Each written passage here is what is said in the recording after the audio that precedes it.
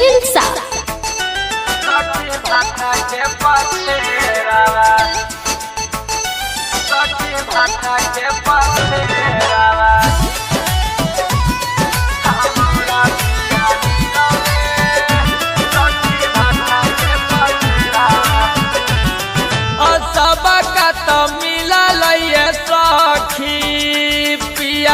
फुआला खेरावा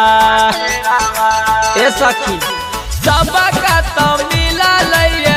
सखी पियाला फुआला खेरावा हमारा पिया मिला ले सखी भाटा के पथेरावा मोरा पिया मिला ले सखी भाटा के पथेरावा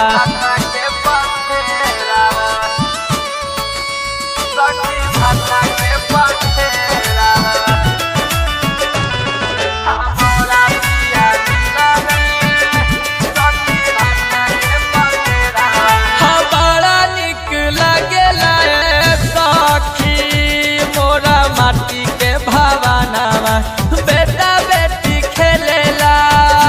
सखी दुआरा गानावा बड़ा निक लागेला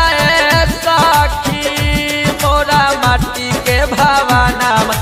भले मजदूरी सखी करेले सजनावा भले मजदूरी सखी करेले सजनावा सखी करेले सजनावा भले मजदूरी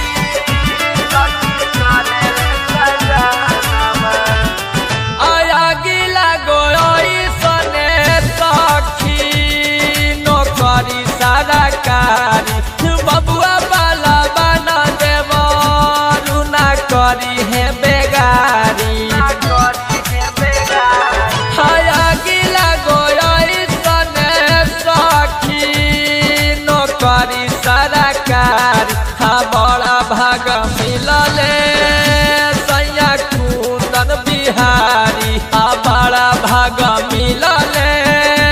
सैया Kundan Bihari RD recording studio Hilsa.